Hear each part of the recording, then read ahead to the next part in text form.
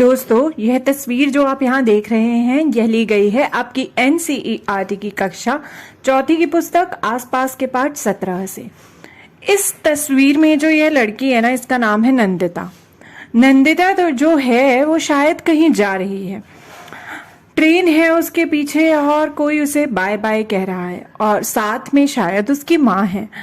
चलिए जानते हैं कि नंदिता आखिर कहाँ जा रही है ट्रेन में और उसकी कहानी क्या है। चलिए नंदिता से ही जानते हैं उसकी कहानी।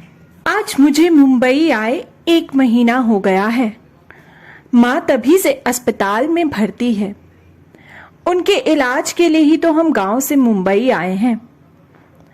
मुंबई एक बड़ा शहर।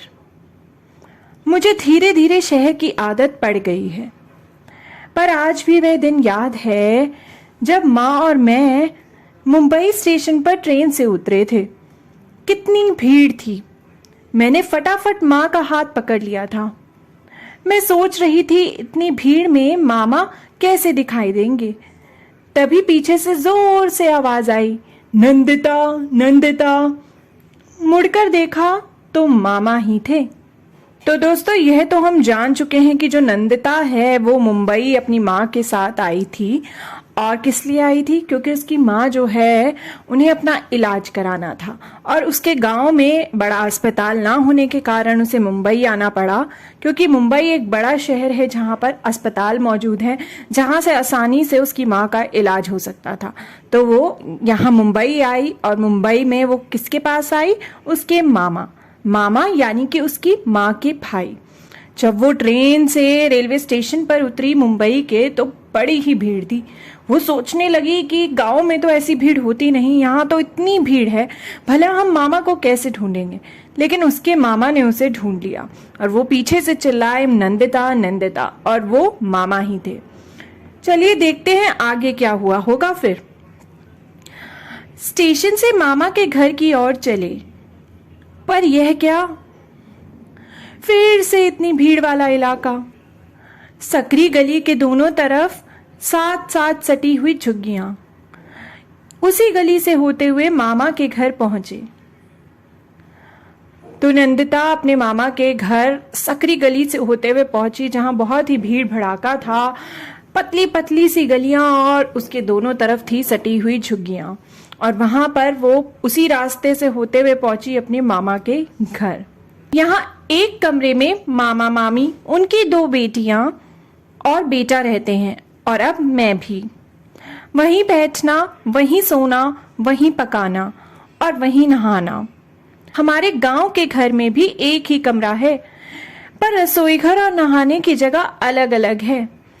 बाहर आंगन भी है।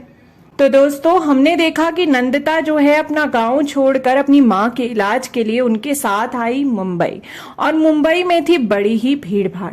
फिर भी उसके मामा ने उसे ढूंढ लिया और वो उनके साथ पतली सकरी गलियों से होते हुए, जहाँ सटी हुई झुग्गियां थी काफी, वहां से होते हुए पहुंची अपने मामा के घर, जो कि एक कमरे का घर था। और उसने देखा कि यह कमरा तो सिर्फ एक कमरा था, जैसे बिल्कुल उनके गांव में था। लेकिन उनके गांव में खाना पकाने और नहाने की जगह जो थी वो बाहर थी, और वहां एक आंगन भी था। लेकिन यहाँ उसके मामा के घर एक ही कमरे में बहुत से लोग रहते थे, और अब वह भी आ गई थी। और यहाँ पर तो एक ही कमरे में नहाना भी होता था, खाना पकाना भी होता था, सोना उठना बैठना जागना सब। क्या आपने भी ऐसा कोई घर देखा है जहां पर एक ही कमरे में सब कुछ होता हो? क्या आपके घर में भी एक ही कमरे में खाना बनता है, नहाना होता है और सोना उठना बैठना होता है, जैसे नंदिता के मामा के यहाँ होता था? तो दोस्तों, नंदिता को तो अपना गांव छोड़कर जाना पड़ा क्योंकि उसकी माँ बीमार थी। और जो मुंबई है वो है एक बड़ा शहर। मुंबई एक बड़ा शहर, द बिग सिटी मुंबई, जहां पे सुविधाएं बेहतर है, तो उस कारण से वहां पर अस्पताल की सुविधा भी बेहतर थी। इसी कारण वो अपनी माँ के इलाज के लिए उनके साथ अपने मामा के यहाँ मुंबई गई। लेकिन क्या आप किसी और को जानते हैं जिसे अपना गांव छोड़कर शहर जाना पड़ा हो?